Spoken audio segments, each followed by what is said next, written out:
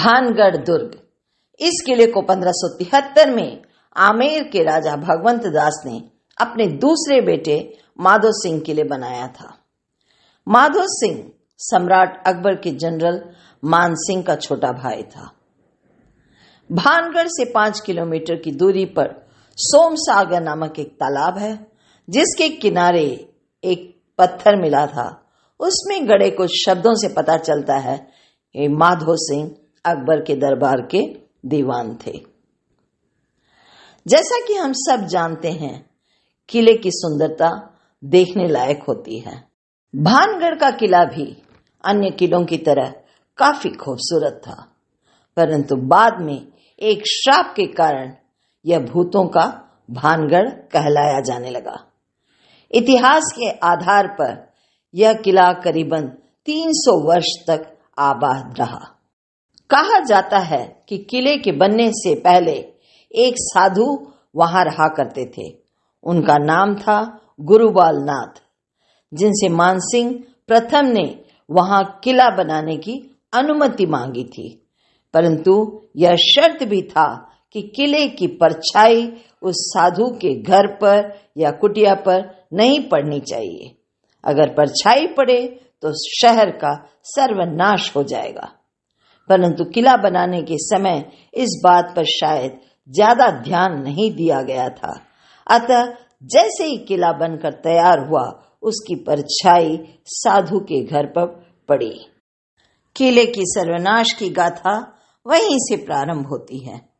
दूसरी बात यह कही जाती है कि राजकुमारी रत्नावली, जो बेहद खूबसूरत थी, बहुत सुंदर नृत्य करती थी, बहुत सुंदर गाती भी थी, उस पर किसी तांत्रिक सिंधिया का ध्यान आकर्षित हो गया, जो अपने काले कारनामों के लिए बहुत ही प्रसिद्ध था।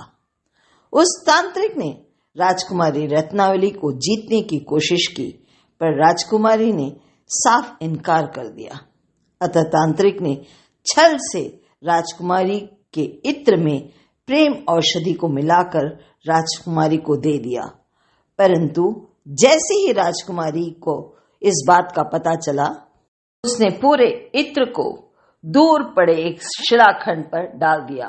परिणाम यह हुआ कि इत्र के साथ तांत्रिक भी कुचला गया, परंतु उसकी अंतिम सांस लेते हुए उस साधु ने श्राप दिया कि राजकुमारी के साथ साथ पूरा किला और पूरे शहर का सर्वनाश हो जाएगा। तब से वह किला श्रापग्रस्त है। कहा जाता है कि वहां काफी अनहोनी घटनाएं घटती है, जैसे कोई चल रहा हो, रो रहा हो, अजीब अजीब सी आवाजें, घुटन महसूस होती है। कभी कभी तो बहुत सारी दुर्घटनाएं भी होती है और ऐसी ऐसी घटनाएं घटती है जो कल्पना से परे है। कभी कभी वहां किसी किसी को देखा भी गया है। एक बात और है, वहां किसी भी घर पर आपको छत नहीं दिखाई देगा। जिसने भी छत बनाने की कोशिश की, वह मारा जाता है। पूरे भारत में यह एक ही स्थान है ऐसा जहां विदेशियों का प्रवेश निषेध है। फॉरेनर्स आर नॉट अलाउड, जिसका कारण है कि पहले बहुत सारे विदेशी वहां पर्यटन के लिए आया करते थे और बहुत सारे गायब हो गए, जिसके लिए सरकार को दोषी माना गया। अतः अब विदेशियों को वहां प्रवेश करने नहीं दिया जाता है। बहुत सारे फिल्मों की शूटिंग वहां की जाती है, जिसमें मल्लिका की भी शूटिंग की गई है। भानगढ़ के भूल भुलैया कमरे को एक सकारात्मक रूम देने के लिए एक मिस्ट्री रूम एस्केप गेम भी बनाया गया है, जो किले के रूप में ही बनाया है। वहां 60 मिनट के अंदर भानगढ़ फोर्ट से बाहर आने का रास्ता ढूंढना पड़ेगा।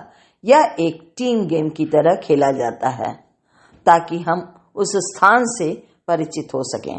तो रेडियो हिंदुस्तान के मेरे दोस्तों, अब अनुमति दें उमा प्रभाकरण को।